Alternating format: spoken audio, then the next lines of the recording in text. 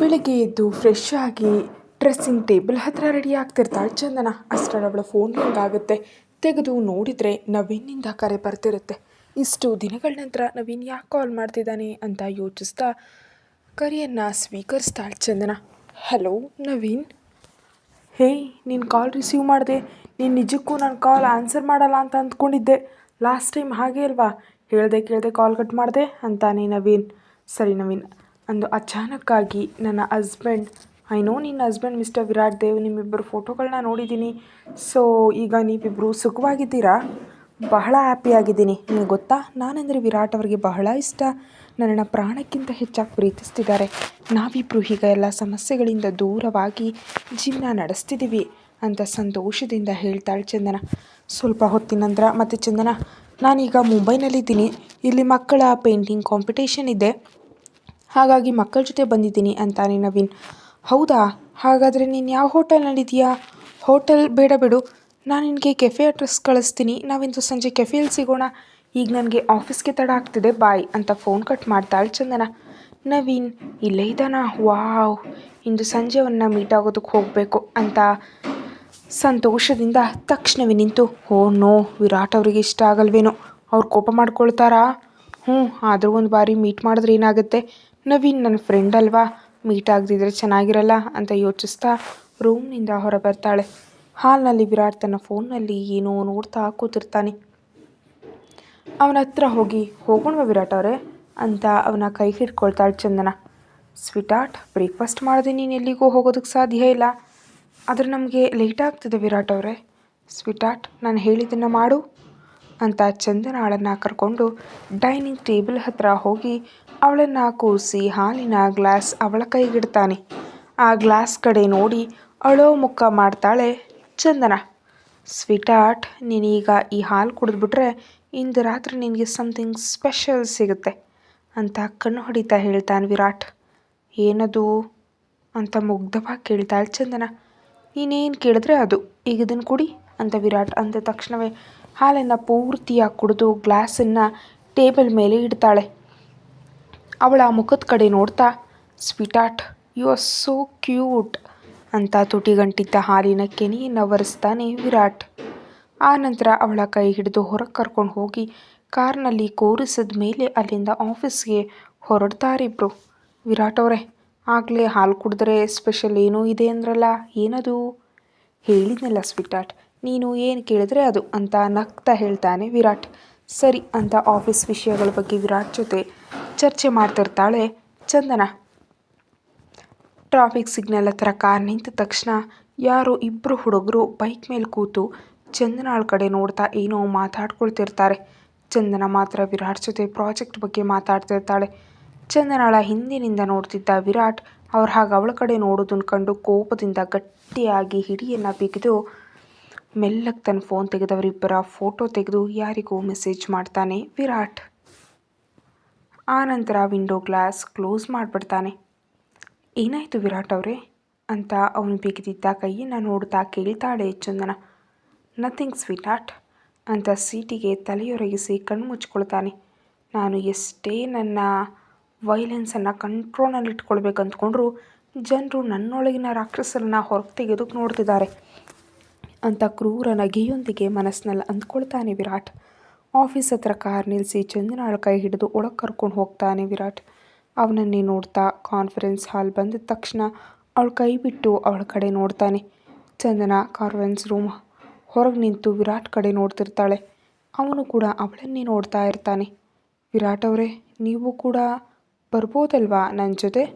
ಇಲ್ಲ ಸ್ವೀಟಾರ್ಟ್, ಈ ಪ್ರಾಜೆಕ್ಟ್ ನಿನ್ನ ಹ್ಯಾಂಡಲ್ ಮಾಡಬೇಕು, ಸೊ ಒಳಗಡೆ ಹೋಗು, ನೀನು ಅಲ್ಲಿ ಕಾನ್ಫಿಡೆಂಟ್ ಆಗಿರಬೇಕಂತ ನಾನು ಬಯಸ್ತೀನಿ ಅಂತ ಅವಳ ಕಣ್ಣುಗಳಲ್ಲಿ ನೋಡ್ತಾನೆ ವಿರಾಟ್. ಓಕೆ ವಿರಾಟ್ ಅವರೇ ಅಂತ ಚಂದನ ಅಂದ ತಕ್ಷಣ ಅವಳ ಹಣೆ ಮೇಲೆ ಮುತ್ತಿಟ್ಟು ಹೋಗು ಅಂದ ತಕ್ಷಣ ಓಕೆ ಅಂತ ಬಾಗಿಲು ತೆರೆದು ಕಾನ್ಫರೆನ್ಸ್ ರೂಮ್ ಒಳಗೆ ಹೋಗ್ತಾಳೆ ಚಂದನ. ವಿರಾಟ್ ತನ್ನ ಕ್ಯಾಬಿನ್ಗೆ ಹೋಗಿ ಚೇರ್ನಲ್ಲಿ ಕೂತು ತನ್ನ ಲ್ಯಾಪ್ಟಾಪ್ ಆನ್ ಮಾಡ್ತಾನೆ. ತೀಕ್ಷ್ಣವಾಗಿ ಸ್ಕ್ರೀನ್ ಕಡೆ ನೋಡ್ತಿರ್ತಾನೆ. ಅಷ್ಟರಲ್ಲಿ ಕ್ಯಾಬಿನ್ ಒಳಗೆ ನಿಖಿಲ್ ಬಂದು ನೋಡುವಾಗ ವಿರಾಟ್ ಸ್ಕ್ರೀನ್ ಕಡೆ ನೋಡ್ತಿರೋದನ್ನು ಕಂಡು ಅವನ ಹತ್ರ ಹೋಗಿ ಅವನು ಕೂಡ ಸ್ಕ್ರೀನ್ ಕಡೆ ನೋಡ್ತಾನೆ. ಆ ತಕ್ಷಣ ನಿಖಿಲ್ ಕಣ್ಣುಗಳು ಶಾಕ್ನಿಂದ ದೊಡ್ಡದಾಗುತ್ತೆ. ವಿರಾಟ್, ನೀನು ಏನು ಮಾಡ್ತಿದ್ಯಾ ಅಂತ ಕೇಳ್ತಾನೆ. ವಿರಾಟ್ ಲ್ಯಾಪ್ಟಾಪ್ ಸ್ಕ್ರೀನ್ ಕಡೆ ನೋಡ್ತಾ, ನಿನ್ನ ದೃಷ್ಟಿ ಮತ್ತು ನಿನ್ನ ಮನಸ್ಸು ಎರಡೂ ಸರಿಯಾಗಿಯೇ ಯೋಚಿಸ್ತಿವೆ ನಿಖಿಲ್. ಸರಿಯಾಗಿದೆ ಅಂದಮೇಲೆ ತಾನೇ ನಿನ್ನ ವರ್ತನೆಗೆ ನನಗೆ ಹೀಗೆ ಶಾಕ್ ಆಗ್ತಿರೋದು. ಆದರೂ ನೀನು ಕಾನ್ಫರೆನ್ಸ್ ರೂಮ್ ಫುಟೇಜ್ ನೋಡ್ತಾ ಪ್ರತಿ ನಿಮಿಷವೂ ಚಂದನಾಳ ಮೇಲೆ ಕಣ್ಣಿಡೋದು ಸರಿಯಲ್ಲ ಅಂತ ಅವನೆದುರು ಕೂತು ಕೇಳ್ತಾನೆ ನಿಖಿಲ್. ಅವಳು ನನ್ನ ಚಂದನ, ಸೊ ಅವಳ ಮೇಲೆ ಪೂರ್ಣ ಹಕ್ಕು ನನಗಿದೆ ಮತ್ತು 24 ಗಂಟೆ ಕಣ್ಣಿಡೋ ಹಕ್ಕು ಕೂಡ ನನಗಿದೆ. ನಿನ್ನ ವರ್ತನೆ ಈ ಮಧ್ಯೆ ಬಹಳ ಭಯಾನಕ ಆಗಿರ್ತಿದೆ ಅಂತ ಹೇಳ್ತಿರುವಾಗ ಅವನ ಕಡೆ ಕೋಪದಿಂದ ನೋಡ್ತಾನೆ ವಿರಾಟ್. ಹಾಗೆ ನೋಡ್ತಾ, ನೀನು ನನ್ನ ಫ್ರೆಂಡ್ ನಿಖಿಲ್, ಅದರ ಅರ್ಥ ನೀನು ನನ್ನ ಮತ್ತು ನನ್ನ ಸ್ವೀಟ್ ಆರ್ಟ್ ಮಧ್ಯೆ ಬಂದರೆ ನಾನು ನಿಜಕ್ಕೂ ಸುಮ್ಮನಿರಲ್ಲ. ನನ್ನ ಚಂದನಾಳಿಗೆ ಸಂಬಂಧಿಸಿದ ಯಾವುದೇ ವಿಷಯದಲ್ಲಿ ನೀನು ಇನ್ವಾಲ್ವ್ ಆಗೋ ಅಗತ್ಯ ಇಲ್ಲ ಅಂತ ಮತ್ತೆ ಲ್ಯಾಪ್ಟಾಪ್ ಕಡೆ ನೋಡ್ತಾನೆ. ಈ ವಿರಾಟ್ನಲ್ಲಿ ಆಗಾಗ ರಾಕ್ಷಸ ಹೊರಬರುತ್ತಲೇ ಇರ್ತಾನೆ ಅಂತ ಮೆಲ್ಲಗೆ ಮನಸ್ಸಿನಲ್ಲಿ ಅಂದ್ಕೊಳ್ತಾ ಅವನ ಕಡೆ ನೋಡ್ತಿರ್ತಾನೆ ನಿಖಿಲ್. ಸ್ವಲ್ಪ ಹೊತ್ತಿನ ನಂತರ ಚೇರ್ನಿಂದೆದ್ದು, ಇಲ್ಲಿ ಎಲ್ಲವನ್ನ ಹ್ಯಾಂಡಲ್ ಮಾಡು, ನಾನೊಂದು ಕಡೆ ಹೋಗಬೇಕು ಅಂತ ತನ್ನ ಫೋನ್ ತಗೊಂಡು ನಿಖಿಲ್ ಕಡೆ ನೋಡ್ತಾನೆ ವಿರಾಟ್. ಆದರೆ ನೀನೆಲ್ಲಿಗೆ ಹೋಗ್ತಿದ್ಯಾ ಅಂತ ನಿಖಿಲ್ ಪ್ರಶ್ನೆ ಮಾಡಿದ ತಕ್ಷಣ ಕೋಪದಿಂದ ಅವನ ಕಡೆ ನೋಡ್ತಾನೆ. ಓಕೆ ಸಾರಿ, ಹೋಗು ಅಂತ ಅವನು ಅಂದ ತಕ್ಷಣ ಏನೂ ಮಾತಾಡದೆ ಅಲ್ಲಿಂದ ಹೊರಟು ಹೋಗ್ತಾನೆ. ತನ್ನ ಹಳೆಯ ಬಂಗಲೆಯ ಒಳಗೆ ಕೋಪದಿಂದ ನಿಂತಿರ್ತಾನೆ ವಿರಾಟ್. ಅವನ ಎದುರು ಇಬ್ಬರು ಹುಡುಗರು ನಿಂತಿರ್ತಾರೆ. ಇಬ್ಬರು ಕೈಗಳನ್ನ ಹಗ್ಗದಿಂದ ಕಟ್ಟಲಾಗಿರುತ್ತೆ. ಆ ಇಬ್ಬರು ಕಡೆ ಕೋಪದಿಂದ ನೋಡ್ತಾ, ಇವರಿಬ್ಬರು ಇಲ್ಲಿಗೆ ಬಂದು ಎಷ್ಟು ಸಮಯ ಆಯಿತು? 3 ಗಂಟೆ ಆಯಿತು ಸರ್. ಅಂದಿನಿಂದ ಹೀಗೇ ಇದ್ದಾರೆ ಅಂತ ಬಂಟಿ ಹೇಳಿದ ತಕ್ಷಣ ಬಬ್ಲು ಕೂಡ ಆ ಹುಡುಗರ ಕಡೆ ನೋಡ್ತಾನೆ. ಬಂಟಿ ಮತ್ತು ಬಬ್ಲು ಇಬ್ಬರಿಗೂ ತಿಳಿದಿದೆ ಈ ದಿನ ಆ ಇಬ್ಬರು ಹುಡುಗರಿಗೆ ಕೊನೆ ದಿನ ಅಂತ. ಒಂದು ವೇಳೆ ಅವರು ಸಾಯದಿದ್ರೂ ಕೂಡ ನಿಜಕ್ಕೂ ಯಾವುದಕ್ಕೂ ಲಾಯಕ್ಕಿಲ್ಲದಂತೆ ಅವರ ಪರಿಸ್ಥಿತಿ ಆಗುತ್ತೆ ಎಂಬುದು ಅವರಿಗೂ ಗೊತ್ತು. ಹುಡುಗರು ವಿರಾಟ್ ಕಡೆ ನೋಡ್ತಾ, ಸರ್ ನಾವೇನು ಮಾಡಿದ್ವಿ, ನೀವು ಅಂತ ಹೇಳ್ತಿದ್ದವನನ್ನು ಮಧ್ಯದಲ್ಲಿ ತಡಿತಾ, ನಿಮ್ಮಿಬ್ಬರು ಬ್ರದರ್ಸ್ ಅಥವಾ ಫ್ರೆಂಡ್ಸ್? ವಿರಾಟ್ ಕಡೆ ನೋಡ್ತಾ, ಫ್ರೆಂಡ್ಸ್ ಅಂತಾನವರಲ್ಲೊಬ್ಬ. ಹ್ಞೂ ಫ್ರೆಂಡ್ಸ್ ಅಂತಲ್ಲೇ ಇದ್ದ ಒಂದು ಚಾಟಿ ತೆಗೆದುಕೊಂಡು ಅವರ ಕಡೆ ನೋಡ್ತಾನೆ. ಭಯದಿಂದ ಅವನ ಕಡೆ ನೋಡ್ತಿರ್ಬೇಕಾದ್ರೆ ಚಾಟಿಯಿಂದ ಹೊಡೆಯೋದಕ್ಕೆ ಪ್ರಾರಂಭಿಸ್ತಾನೆ. ಒಬ್ಬನಿಗೆ ಪೆಟ್ಟು ಬೀಳ್ತಿದ್ರೆ ಇನ್ನೊಬ್ಬ ಅರಿಸ್ತಿರ್ತಾನೆ. ಬೆಳಿಗ್ಗೆಯಿಂದ ಏನೇನು ತಪ್ಪುಗಳನ್ನ ಮಾಡಿದ್ರಿ ನೀವಿಬ್ಬರು ಅಂತ ಗಂಭೀರ ಧ್ವನಿಯಲ್ಲಿ ಕೇಳ್ತಾ ಚಾಟಿಯಿಂದ ಹೊಡಿತಿರ್ತಾನೆ ವಿರಾಟ್. ಅವರಿಬ್ಬರಿಗೂ ಅರ್ಥವಾಗದ ವಿಷಯ ಏನಂದರೆ ನಿಜಕ್ಕೂ ತಾವೇನು ಮಾಡಿದ್ದೀವಂತ ತಮ್ಮನ್ನು ಹೀಗೆ ಹೊಡಿತಿದ್ದಾರೆ ಅಂತ. ನಿಮ್ಮ ಹತ್ರ 10 ಸೆಕೆಂಡ್ ಮಾತ್ರ ಸಮಯ ಇದೆ, ಬೇಗ ಹೇಳಿ, ಇಲ್ದಿದ್ರೆ ನಿಮ್ಮ ಫ್ರೆಂಡ್ ಸಾಯ್ತಾನೆ ಅಂತ ನಿಲ್ಲಿಸದೆ ಹೊಡಿತಿರ್ತಾನೆ ವಿರಾಟ್. ಆ ತಕ್ಷಣ ಏನೋ ನೆನಪಾದಂತೆ ಒಬ್ಬ ಹುಡುಗನ ಕಣ್ಣುಗಳು ಶಾಕ್ನಿಂದ ದೊಡ್ಡದಾಗಿ ವಿರಾಟ್ ಕಡೆ ಭಯದಿಂದ ನೋಡ್ತಾ, ಇಂದು ಬೆಳಿಗ್ಗೆ ಟ್ರಾಫಿಕ್ ಸಿಗ್ನಲ್ ಹತ್ರ ನಮ್ಮ ಪಕ್ಕದಲ್ಲಿ ಒಂದು ಕಾರ್ನಲ್ಲಿ ಒಬ್ಬಳು ಹುಡುಗಿ ಇದ್ಲು, ನಾವು ಆ ಹುಡುಗಿಯನ್ನು ಕಮೆಂಟ್ ಮಾಡಿದ್ವು ಮತ್ತು ಅಂತ ಸೈಲೆಂಟ್ ಆಗಿಬಿಡ್ತಾನೆ ಆ ಹುಡುಗ. ಮತ್ತು ಆ ಕಾರ್ನಲ್ಲಿ ನೀನು ನನ್ನನ್ನು ನೋಡಿದೆ ಆದರೂ ಮರೆತುಬಿಟ್ಟೆ ಅಂತ ಚಾಟಿಯನ್ನು ಪಕ್ಕಕ್ಕೆಸ್ತು ಕೋಪದಿಂದ ಅವರಿಬ್ಬರ ಕಡೆ ನೋಡ್ತಾನೆ. ಅವರಿಬ್ಬರ ಮೈಯಿಂದ ರಕ್ತ ಸೋರ್ತಿರುತ್ತೆ. ಹಾಗೆ ಭಯದಿಂದ ವಿರಾಟ್ ಕಡೆ ನೋಡ್ತಾ ಇರ್ತಾರೆ.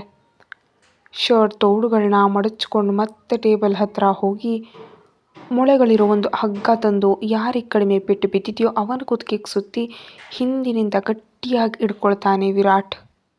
ಗಟ್ಟಿಯಾಗಿ ಕಿರ್ಚುತ್ತಾ ಅಳ್ತಿರ್ತಾನೆ ಆ ಹುಡುಗ.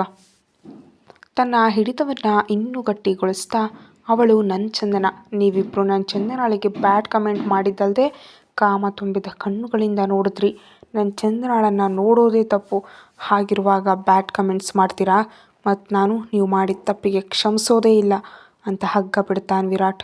ಆ ಹುಡುಗ ಹಾಗೆ ಕೆಮ್ತಿರ್ತಾನೆ. ಬಾಯಿಂದ ಮಾತುಗಳು ಬರ್ತಿಲ್ಲ ಅವನಿಗೆ. ನನ್ನ ಚಂದನ ಬಗ್ಗೆ ನೀವಿಬ್ಬರು ಮಾತನಾಡಿದ್ರಿ, ಈಗ ನಿಮ್ಮ ಬಾಯಿಂದ ಮಾತು ಬರ್ತಿಲ್ಲ, ಸೊ ಇನ್ನು ಮುಂದೆ ಕೂಡ ನಿಮ್ಮ ಬಾಯಿಂದ ಮಾತು ಬರಲ್ಲ. ಯಾರಾದರೂ ನನ್ನ ಚಂದನ ಬಗ್ಗೆ ಬ್ಯಾಡಾಗಿ ಮಾತಾಡಿದ್ರೆ ಅವ್ರ ಮಾತುಗಳೇ ಕ್ಲೋಸ್ ಆಗಿ ಹೋಗುತ್ತೆ ಅಂತ ರಾಕ್ಷಸನಂತೆ ನಗ್ತಾನೆ ವಿರಾಟ್. ಒಬ್ಬ ಹುಡುಗನ ಗಂಟಲಿನಿಂದ ರಕ್ತ ಬರ್ತಿರುತ್ತೆ. ಹಾಗೆ ಅಳ್ತಾ ವಿರಾಟ್ ಕಡೆ ನೋಡ್ತಿರ್ತಾನೆ. ಕ್ರೂರ ನಗುವಿನೊಂದಿಗೆ ಅವರಿಬ್ಬರ ಕಡೆ ನೋಡ್ತಾನೆ ವಿರಾಟ್. ಅವರಿಬ್ಬರು ಅಳ್ತಿದ್ರೆ ಅವರಲ್ಲಿ ಒಬ್ಬ ಪ್ರಜ್ಞೆ ತಪ್ಪೋ ಸ್ಥಿತಿಯಲ್ಲಿದ್ದಾನೆ, ಇನ್ನೊಬ್ಬರ ಬಾಯಿಂದ ಕೂಡ ಮಾತು ಬರ್ತಿಲ್ಲ. ಅದಕ್ಕೆ ಕಾರಣ ವಿರಾಟ್ನನ್ನು ನೋಡಿದರೆ ಅವನು ಭಯದಿಂದ ನಡುಕ್ತಿದ್ದಾನೆ. ಆ ನಂತರ ಟೇಬಲ್ ಹತ್ತಿರ ಇದ್ದ ಸಣ್ಣ ಚಾಕು ಹಿಡ್ಕೊಂಡು ಅದರ ಕಡೆ ನೋಡ್ತಾ, ಪ್ರತಿ ಬಾರಿ ಕೊಲ್ಲೋದ್ರಲ್ಲಿ ಮಜಾ ಇರಲ್ಲ, ಕೆಲವು ಸಾರಿ ನನ್ನ ಕ್ರೂರತೆ ಏನಂತ ಹೊರಗಿನವ್ರಿಗೆ ತಿಳಿಲಿ ಅಂತ ಚಾಕುವಿನಿಂದ ಒಬ್ಬ ಹುಡುಗನ ಕಣ್ಣಿನ ಒಳಗೆ ಚುಚ್ಚಿಸ್ತಾನೆ ವಿರಾಟ್. ಆ ತಕ್ಷಣ ಅವನ ಅರಚಾಟ ಆ ಸುತ್ತಮುತ್ತಲ ಪ್ರದೇಶವನ್ನೆಲ್ಲ ನಡಗಿಸುತ್ತೆ. ಹಾಗೆ ಚಾಕುವನ್ನು ಅವನ ಕಣ್ಣಿನಲ್ಲೇ ಬಿಟ್ಟು ಹಿಂದೆ ಬಂದು ನನ್ನ ಪ್ರಾಣವಾದ ನನ್ನ ಚಂದನಾಳ ಮೇಲೆ ಕಣ್ಣೆತ್ತಿ ಯಾರು ನೋಡಿದ್ರು ಅವರಿಗೆ ಇದೇ ಗತಿ ಆಗುತ್ತೆ ಅಂತ ಗಂಭೀರ ಧ್ವನಿಯೆಲ್ಲ ಬಂಗಲೆ ನಡುಗುವಂತೆ ಕಿರಿಸ್ತಾನೆ ವಿರಾಟ್. ಆ ನಂತರ ಇಬ್ಬರ ಕಡೆ ನೋಡ್ತಾ, ಇನ್ನು 2 ಗಂಟೆ ಇಲ್ಲೇ ಇಡಿ, ನಂತರ ಇಬ್ಬರಲ್ಲಿ ಯಾರು ಬದುಕಿತಾರೋ ಅವರನ್ನು ಆಸ್ಪತ್ರೆ ಕಳಿಸಿ ಅಂತ ಬಂಟಿ ಮತ್ತು ಬಬ್ಲು ಜೊತೆ ಹೇಳಲಿಂದ ಹೊರಟು ಹೋಗ್ತಾನೆ ವಿರಾಟ್. ಚಂದನ ಹಾಲ್ನಲ್ಲಿ ಸೋಫಾದ ಮೇಲೆ ಕೂತು ವಿರಾಟ್ಗಾಗಿ ಕಾಯ್ತಾ ಇರ್ತಾಳೆ. ಅವಳಿಂದು ನವೀನನ್ನು ಮೀಟ್ ಆಗೋದಕ್ಕೆ ಸಾಧ್ಯವಾಗಲಿಲ್ಲ. ಯಾಕಂದರೆ ಕಾನ್ಫರೆನ್ಸ್ ಹಾಲ್ ಮೀಟಿಂಗ್ ನಂತರ ಬಹಳ ಸುಸ್ತಾಗಿದ್ಲು. ಅದಕ್ಕೆ ಮನೆಗೆ ಬಂದಿದ್ದಾಳೆ. ಒಂದು ಬಾರಿ ಸಮಯ ನೋಡಿ ಬಾಗಲ್ ಕಡೆ ನೋಡ್ತಾಳೆ. ಈ ವಿರಾಟ್ ಅವರು ಎಲ್ಲಿಗೆ ಹೋಗಿದ್ದಾರೆ? ನಾನು ಅವರಿಗಾಗಿ ಕಾಯ್ತಿರ್ತೀನಿ ಅಂತ ಅವ್ರಿಗೆ ಗೊತ್ತು, ಆದರೂ ಇಷ್ಟು ಲೇಟ್ ಮಾಡ್ತಿದ್ದಾರೆ ಅಂತ ಅವನಿಗೆ ಕಾಲ್ ಮಾಡ್ತಾಳೆ. ಅಷ್ಟರಲ್ಲೇ ಅಲ್ಲೇ ರಿಂಗ್ ಸೌಂಡ್ ಕೇಳಿಸಿದ್ರಿಂದ ತಲೆ ಎತ್ತಿ ಬಾಗಿಲ ಕಡೆ ನೋಡ್ತಾಳೆ ಚಂದನ. ವಿರಾಟ್ ತನ್ನ ಫೋನ್ ನೋಡ್ತಾ ಮನೆ ಒಳಗೆ ಬರ್ತಿರ್ತಾನೆ. ವಿರಾಟ್ ಅವರೇ, ಇಲ್ಲಿವರೆಗೆ ಎಲ್ಲಿಗೆ ಹೋಗಿದ್ರಿ ನೀವು? ಅವಳ ಮಾತನ್ನು ಮಧ್ಯದಲ್ಲೇ ತಡೆಯುತ್ತಾ, ನೀನು ನನಗೆ ಯಾಕೆ ಕಾಲ್ ಮಾಡಿದೆ ಸ್ವೀಟಾರ್ಟ್ ಅಂತ ಅವಳ ಹತ್ರ ಬರ್ತಾನೆ ವಿರಾಟ್. ಗೊಂದಲಕ್ಕೀಡಾಗಿ ಅವನ ಕಡೆ ನೋಡ್ತಾ, ನೀವು ಏನು ಮಾತಾಡ್ತಿದ್ದೀರಿ ವಿರಾಟ್ ಅವರೇ? ಇಷ್ಟು ಲೇಟಾದರೂ ನೀವು ಮನೆಗೆ ಬರಲಿಲ್ಲ, ಅದಕ್ಕೆ ನಾನು ಕಾಲ್ ಮಾಡಿದೆ ಅಂತ ಅವನ ಕಡೆ ನೋಡ್ತಾಳೆ. ತಪ್ಪು ಸ್ವೀಟಾರ್ಟ್, ನಾನು ಬಾಗಿಲ ಹತ್ರ ಬಂದಿದ್ದೀನಿ, ಬಂದಮೇಲೆ ನಿನ್ನಿಂದ ಕಾಲ್ ಬಂತು. ನೀನು ನನಗಾಗಿ ಕಾಯ್ತಿದ್ಯಾ ಅಂದರೆ ನಿನ್ನ ದೃಷ್ಟಿ ಪೂರ್ತಿ ಬಾಗಿಲ ಕಡೆಯೇ ಇರಬೇಕು ಸ್ವೀಟಾರ್ಟ್ ಎಂದು ಅವಳಿಗೆ ಇನ್ನೂ ಹತ್ತಿರ ಬಂದು ನಿಲ್ತಾನೆ ವಿರಾಟ್. ಅವನ ಕಡೆ ನೋಡ್ತಾ, ವಿರಾಟ್ ಅವರೇ, ನೀವು ನಿಜಕ್ಕೂ ಏನು ಮಾತಾಡ್ತಿದ್ದೀರಿ? ನಾನು ನಿಮಗಾಗಿ ಕಾಯ್ತಿದ್ದೆ, ನೀವು ಬರಲಿಲ್ಲ ಅಂತ ಕಾಲ್ ಮಾಡಿದೆ, ಅದರಲ್ಲಿ ಅಷ್ಟು ದೊಡ್ಡ ವಿಷಯ ಏನಿದೆ ಅಂತ ಸ್ವಲ್ಪ ಗಟ್ಟಿಯಾಗಿ ಹೇಳ್ತಾಳೆ ಚಂದನ.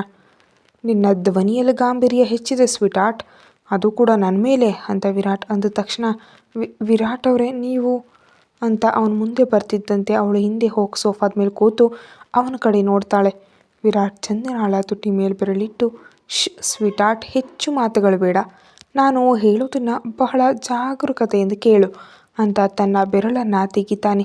ಅವಳ 2 ಬದಿಯಲ್ಲಿ ಕೈ ಹಾಕಿ ಲಾಕ್ ಮಾಡಿ, ನೀನು ನನಗಾಗಿ ಕಾಯ್ತಿರುವಾಗ ನಿನ್ನ ನೋಟ ಬಾಗಿಲ ಕಡೆ ಇರಬೇಕು ಸ್ವೀಟಾರ್ಟ್, ಹಾಗಲ್ಲದೆ ನೀನು ನೋಟ ಅತ್ತಿತ್ತ ಆದರೆ ಏನಾಗುತ್ತೆ ವಿರಾಟ್ ಅವರೇ? ನೆಕ್ಸ್ಟ್ ಟೈಮ್ ನೀನು ಹಾಗೆ ಮಾಡಿದಾಗ ನಿನಗೆ ತಿಳಿಯುತ್ತೆ ಏನಾಗುತ್ತೆ ಎಂಬುದು ಅಂತ ಕ್ರೂರ ನಗುವಿನೊಂದಿಗೆ ಅವಳ ಕಡೆ ನೋಡ್ತಾನೆ.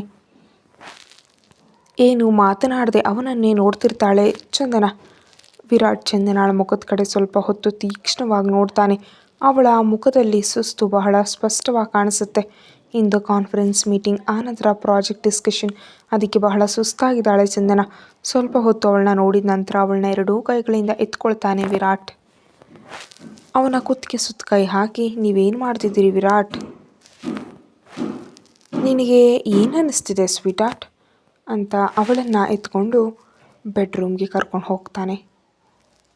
ಬೆಡ್ ಮೇಲೆ ಅವಳನ್ನು ಕೂರಿಸಿ ಅವಳ ಕಡೆ ನೋಡ್ತಾನೆ. ನೀವು ಇಂದು ದಿನವಿಡೀ ಎಲ್ಲಿದ್ರಿ ವಿರಾಟ್ ಅವರೇ? ಸ್ವಲ್ಪ ಇಂಪಾರ್ಟೆಂಟ್ ವರ್ಕ್ ಇತ್ತು, ಅದಕ್ಕೆ ಹೊರಗೆ ಹೋಗಿದ್ದೆ ಸ್ವೀಟಾರ್ಟ್. ಆ ಕೆಲಸ ಬಹಳ ಇಂಪಾರ್ಟೆಂಟ್ ಎನ್ನುತ್ತಲೇ ಅವಳ ಕೂದಲಿನೊಂದಿಗೆ ಆಟ ಆಡ್ತಿರ್ತಾನೆ ವಿರಾಟ್. ಸರಿ, ಆದರೆ ನಾನು ಡಿನ್ನರ್ ಮಾಡಿದ್ದೀನಿ ಸ್ವೀಟಾರ್ಟ್ ಅಂತ ಅವಳ ಕಡೆ ನೋಡ್ತಾನೆ. ಕೋಪದಿಂದ ಅವನ ಕಡೆ ನೋಡ್ತಾ, ನೀವು ನನ್ನ ಮಾತು ಪೂರ್ತಿ ಮಾಡದೆ ಯಾಕೆ ಮಧ್ಯದಲ್ಲಿ ತಡೀತಿದ್ದೀರಿ ವಿರಾಟ್ ಅವರೇ ಅಂತ ಬೆಡ್ ಮೇಲೆ ಮಲಗ್ತಾಳೆ. ಯಾಕಂದರೆ ನನಗೆ ಗೊತ್ತು ನೀನು ನೆಕ್ಸ್ಟ್ ಏನು ಮಾತಾಡ್ತೀಯೋ ಅಂತ ಅವಳ ಪಕ್ಕದಲ್ಲಿ ಮಲಗಿ, ಈಗ ಮಲಗು ಸ್ವೀಟಾರ್ಟ್ ಅಂತ ಅವಳನ್ನು ತನ್ನ ಕಡೆಗೆ ಎಳೆದುಕೊಳ್ತಾನೆ. ಅವನ ಎದೆ ಮೇಲೆ ತಲೆ ಇಟ್ಟು ಕಣ್ಮುಚ್ಕೊಳ್ತಾಳೆ ಚಂದನ. ಅವಳ ಮುಖದ ಕಡೆ ನೋಡ್ತಾ, ನೀನು ಕೇವಲ ನನ್ನವಳು, ನಿನ್ನ ಮೇಲೆ ಎಲ್ಲ ಹಕ್ಕುಗಳು ನನಗಿವೆ ಅಂತ ಅವಳನ್ನೇ ನೋಡ್ತಾ ರಾತ್ರಿಯನ್ನು ಕಳೀತಾನೆ ವಿರಾಟ್. ಕತೆ ಮುಂದುವರಿಯುತ್ತೆ. Thank you.